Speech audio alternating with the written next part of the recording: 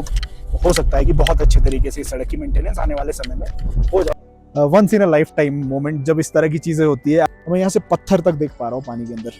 Young age boys है, bike trip पे आना चाहते हैं अपनी गाड़ी लेकर, या सोलो ट्रिप पे आना चाहते हैं। देश के आखिरी ढाबे में, हिंदुस्तान का आखिरी ढाबा, गर्म कपड़े लेकर आना भाई, कि शिमला के ट्रैफिक में आप इतना बुरा फंस जाओगे कि वहाँ से निकलना अपने आप में टफ हो जाता है।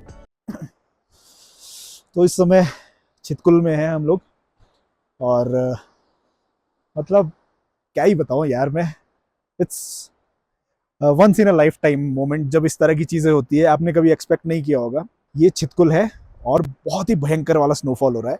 हमें नहीं उम्मीद थी जब भी हम घूमने यहाँ पर आए कि स्नोफॉल के चांसेस है, लेकिन मतलब मज़ा ही आ गया सच में। चितकुल से लगभग 5-6 किलोमीटर पीछे वहाँ से हल्का हल्का शुरू हुआ, और अब जब यहाँ पहुँचे तो बहुत अच्छे खासे फायर लग रहे।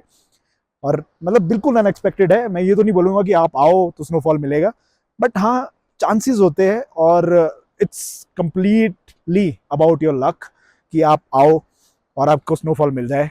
तो भाई मतलब बहुत ज़बरदस्त है।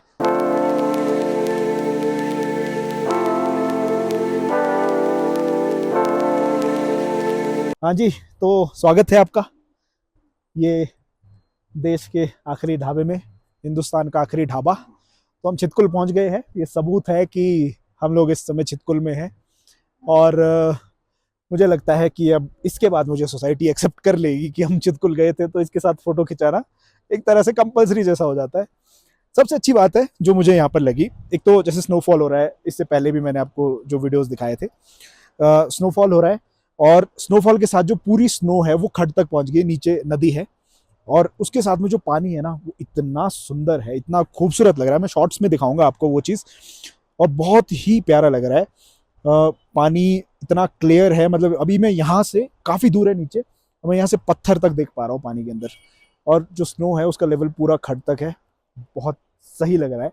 फाहे पड़ रहे हैं, थोड़े से कम हो गए जिससे जितने पहले पड़ रहे थे। हम इससे थोड़ा सा आगे गए थे। चितकुल जो मेन स्टेशन है वहाँ से 2-3 किलोमीटर आगे तक आप जा सकते हो फिलहाल। बहुत ही शानदार लग रहा है। और जैसा कि मैंने पहले भी कहा था कि मैं ये नहीं बोलूँगा कि आप आओ आपको स्नो मिलेगी, ज़रूरी नहीं है।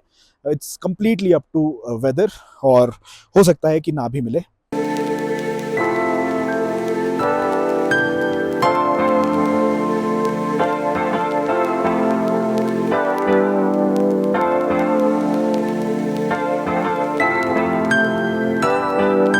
मैं चाहता हूँ कि जो भी ये वीडियो देखेगा और वो चाहता है, कोई भी आदमी, कोई भी यंग एज बॉयज़ है, बाइक ट्रिप पे आना चाहते हैं अपनी गाड़ी लेकर, या सोलो ट्रिप पे आना चाहते हैं, ये वीडियो स्पेशली उन लोगों के लिए है। यानी मेरी वीडियो से एक वैल्यू मिले किसी को। वैल्यू ये है कि देखिए, मैं आपको बताता हूँ पूरी डिटेल्स कि आपको चितकुल तक पहुँचने में, या आप अगर पीओ जा रहे हो, रिकांग पीओ जा रहे हो, किन्नौर में आ रहे हो, तो कितना टाइम लग सकता है। देखो, शिमला से मैं स्टार्ट करूँगा।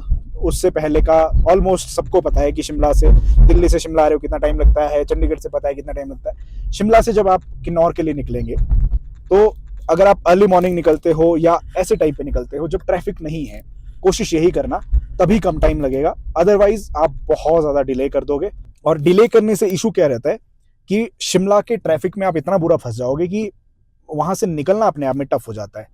तो सबसे पहली चीज़ है कि शिमला से आप निकलो अर्ली मॉर्निंग, और अर्ली मॉर्निंग निकलने के बाद आप अगर निकल जाते हो टाइम से, तो विद इन 4 आवर्स आप रामपुर पहुंच जाते हो। और मतलब लगभग 5 घंटे मान के चलो कि आप किन्नौर में एंटर कर जाते हो। किन्नौर में एंटर करना और चितकुल पहुंचना का जो रास्ता है वो अपने आप में 2 अलग अलग चीज़ें हैं। किन्नौर डिस्ट्रिक्ट में आप एंटर करते हो। डिस्ट्रिक्ट में एंटर करने के बाद आपको लगभग 2 से 3 घंटे और लगेंगे। देखिए, कड़छम जब आप पहुंच जाओगे तो 5.5 से 6 घंटे के अंदर कड़छम पहुंच जाते हो। 5.5 घंटे ऑलमोस्ट लगा लो। उसके बाद वहाँ से चितकुल पहुँचना वो टास्क है थोड़ा सा। गाड़ी अच्छी है, कोशिश करना कि ग्राउंड क्लियरेंस अच्छी हो। मेरी भी गाड़ी की ग्राउंड क्लियरेंस थोड़ी सी कम थी, इसलिए ज़्यादा टाइम लग गया।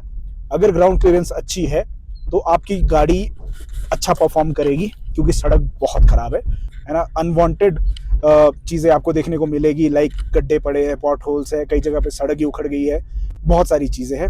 तो उसके हिसाब से प्लान करना। बाइक है तो ठीक ठाक सी बाइक लेकर आना, और अगर आप चाहो तो आप पब्लिक ट्रांसपोर्ट का यूज़ भी कर सकते हो, लेकिन उसके लिए पहले आपको या तो रिकांग पे पहुंचना पड़ेगा, क्योंकि बस की टाइमिंग्स का थोड़ा सा इशू है। रिकांगपिओ से आपको बसेस मिल जाती है, 2 बसेस मेरे सामने निकली है। एक बस जो रिकांगपिओ से निकली थी चितकुल के लिए, और एक बस ऐसी भी है जो रिकांगपिओ से आती है, चितकुल आती है और चंडीगढ़ जाती है। HRTC की बस है और शाम को 4 बजे के आसपास वो यहाँ आपका चितकुल पहुँच जाती है। तो ये एक तरीका हो सकता है। अपने व्हीकल से अगर आप आ रहे हो तो कड़छम से आपने राइट लेना है, वो बहुत ज़्यादा बताने की ज़रूरत नहीं है, सब लोगों को पता है।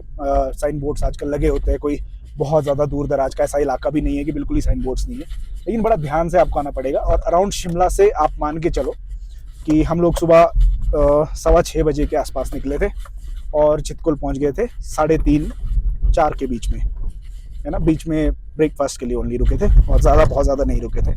तो आप लेकर चलो कि यार अच्छा खासा टाइम आपका लगने वाला है, ड्यू टू कड़छम से जो चितकुल का 42 किलोमीटर्स का स्ट्रेच है उसमें बहुत ज़्यादा टाइम लग जाता है, क्योंकि वही स्ट्रेच है जो सबसे टफ है, जिसकी सड़कें बहुत बुरी है ना। अब मुझे बुरा शब्द यूज़ करना पड़ेगा क्योंकि एक लोकल जो पर्सन थे बीच में हमें मिले, हमने उनको लिफ्ट भी दिया था, तो उन्होंने भी यही कहा कि यार सड़कों की हालत बहुत बुरी है, बट एक और उम्मीद भी जताई कि यार बहुत जल्दी हो सकता है कि ये सड़कें BRO के पास चली जाए। ये मैं नहीं कह रहा हूँ, एक लोकल थे जिनके साथ हमारी इंटरेक्शन हुई थी, चितकुल के ही रहने वाले थे, उन्होंने बताया कि BRO के पास चली जाएगी तो हो सकता है कि बहुत अच्छे तरीके से सड़क की मेंटेनेंस आने वाले समय में हो जाए, बट अभी फिलहाल तो बहुत बुरी है।